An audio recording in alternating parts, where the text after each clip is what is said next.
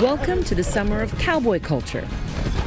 Inspired by Beyoncé's hit, Texas Hold'em. This ain't Texas, ain't no Hold'em. Cowboy boots. It seems like everybody wants to saddle up and embrace the Wild West trend, fueled by the so-called Yellowstone effect. Cattle don't know the difference between your land and ours.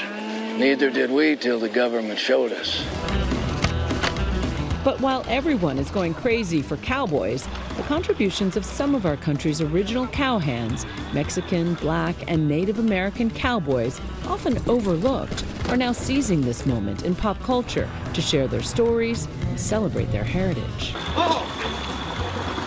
So now it's been put on the mainstream, and it's about time that we start to, pay attention and also learn. We don't have a TV show like Yellowstone. This is something that nowadays you don't see often. Look, the West isn't just John Wayne. America is very diverse, and that's what makes it special.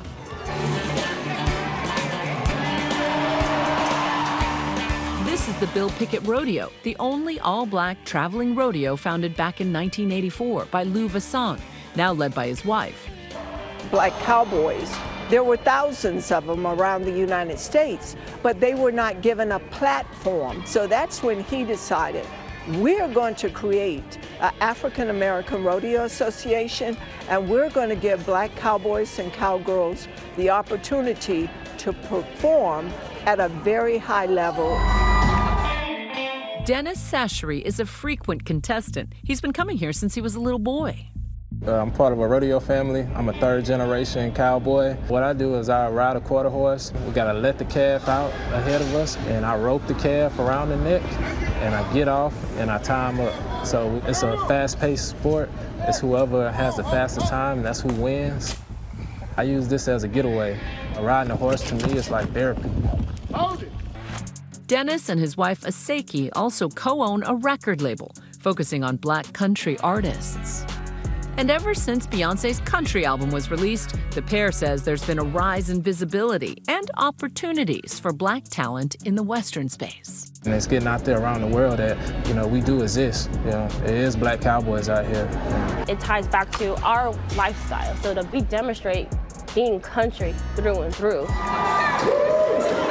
The idea of the cowboy after the Civil War was that soldiers were out of work. They needed work. Ex-slaves needed to get away from the South. And Mexicanos who had done that saw the opportunity to continue to work at what they knew. So it's a combination of this diversity of ethnic groups that created the cowboy. And while cowboy culture is having its moment, cowboys of color are also setting fashion trends. In January, singer and Louis Vuitton creative director Pharrell Williams unveiled his Western collection.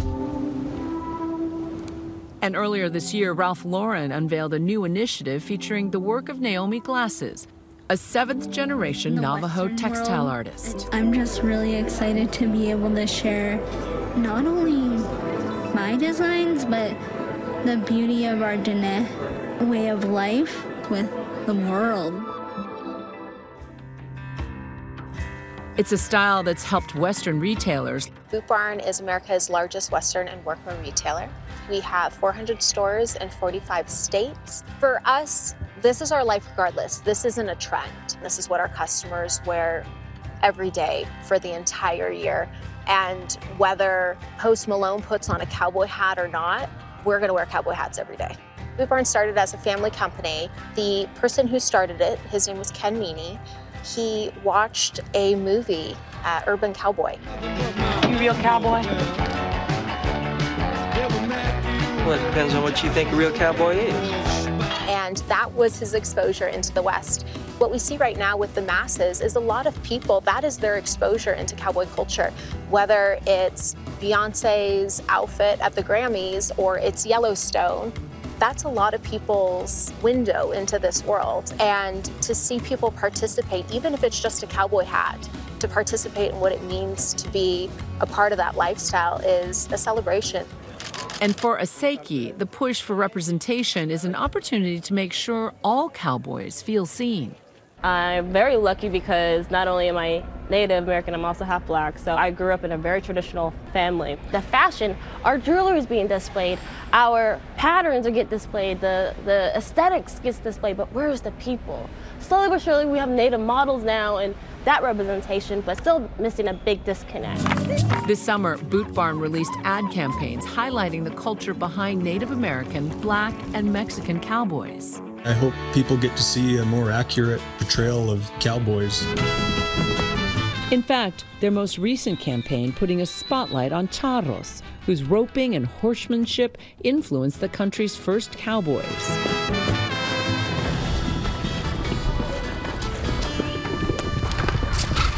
The way charreria started back in the day, the horses were wild, the cows were wild, the bulls were wild. So you had to rope it and try to stop it little by little to keep the animal safe. Once you're able to stop it, what they did was they would brand them, they would give them their vaccines, and that's how charreria basically evolved, was from the doctoring of animals.